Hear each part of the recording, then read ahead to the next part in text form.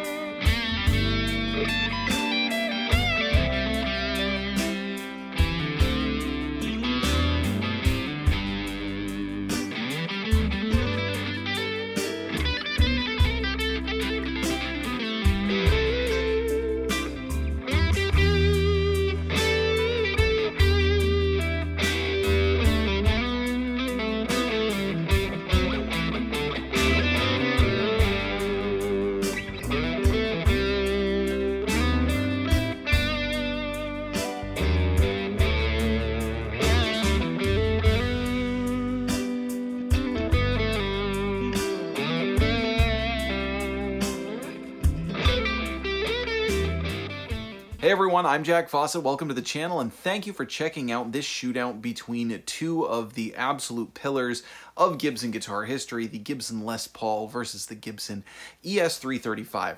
I'm certainly not breaking any new ground here on the internet. Not only has this shootout been done by many people, it's actually been done by me, believe it or not. I did a shootout of the Les Paul and the 335 7 years ago or so. And I just enjoy doing these videos. I thought it would be fun to revisit now that, my studio and my video style is entirely revamped. And I just enjoy putting these guitars back to back to really emphasize the differences and the similarities when sometimes we get this picture of them in our head, and sometimes that image that we generate of them and of them tonally takes on its own life. So it's fun to actually put them back to back and be like, okay, what really are the differences? Now, the history of these two guitars is really interesting and really important to this concept of shooting these guitars out, because it's easy to forget that the 335 is in many ways born of the Les Paul. It's easy to look at these two and be like, well, the Les Paul's more modern, it's the electric guitar, it's the one that sort of embodies harder rock and a little bit of an edgier sound. The ES-335 is more traditional. But the ES-335, not only did it come later, but it was developments from the Les Paul that led to its inception. So the real quick history of it is the Les Paul, which came out in 1952, which it's also important to remember was really intended as a jazz guitar. They certainly were aware of other genres and, weren't going to say it wasn't able to be used by other genres, but Les Paul was a jazz guitar player. Gibson had a major influence in the jazz guitar world as far as their electric archtops and things, and it's really what it was kind of envisioned to be used for, was for jazz. It didn't really catch on, though, which is funny. We think of it now as like one of the most iconic guitars ever, but in the 1950s, it didn't really catch on with the jazz guys, and the young rock and rollers and even the country players were more interested in Leo Fender's designs at that time. So For the first several years, the Les Paul wasn't really the hottest thing. Now, you get to 1958, and that was a massive year for Gibson. With the Les Paul, one of the things that they decided to do was change from the gold top finish. They thought, well, maybe the gold top is just not doing it. Let's give it a burst. And that's the year that the burst was born for the Les Paul, the very famous burst. You also had Gibson introduce new models, and they went in two very drastically different directions. The futuristic side of Gibson went with the Explorer and the Flying V. Really awesome guitars. It's very easy, again, to take for granted the fact that they came out 6 years before the Beatles played on Ed Sullivan, which is really wild to think about. I mean, that's just so far ahead of its time. Now, obviously, those were very futuristic, but then going the other direction, they decided to use some of the innovations of the Les Paul and blend them with their traditional arch top. The ES-335 comes out. It's released in 1958, and it's the first semi-hollow guitar. It's the first hollow body guitar with a center block with the intention of reducing feedback. It also was influenced, and of course the other models were influenced as well, by an innovation of the Les Paul, which was having the recessed pickups and the humbuckers, the PAF humbuckers, which were pretty new at that point. So while we can look at the 335 and kind of get more of that old world vibe from it, it was very much a development or a graduation from the Les Paul. Now, when you listen to the two, my good friend, musical collaborator, and somebody who I'm very lucky to play with, Mr. Justin Havieu, who's a brilliant musician. He does all kinds of recording with me, and he plays in my band. He always talks about color temperature when it comes to blending tones, and I like that because I also have a background in visual arts, and I really, that speaks to me. And what strikes me about these two is that with Gibsons you tend to think of a warmer tone, but within that realm, within that world, there are also warm and cool tones. The ES-335 has a warmer tone than the Les Paul. The Les Paul actually has a cooler tone within the Gibson realm. It also has noticeably more mid-range, at least to my ear. The 335 being a little bit warmer, it also has a bit more trebly, almost twang to it, where the Les Paul just has this absolutely massive mid-range gut punch. And part of that sort of evokes this power. You know, when you hit a chord on a Les Paul, it just sounds like really nothing else. It's incredibly powerful. With a 335, you get kind of a richer, almost a sweeter tone.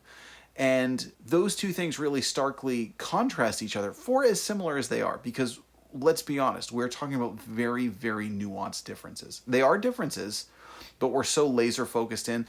The more gain you put on them, obviously, the more interchangeable they become, which is why you see them used by so many people kind of doing the same types of genres of music.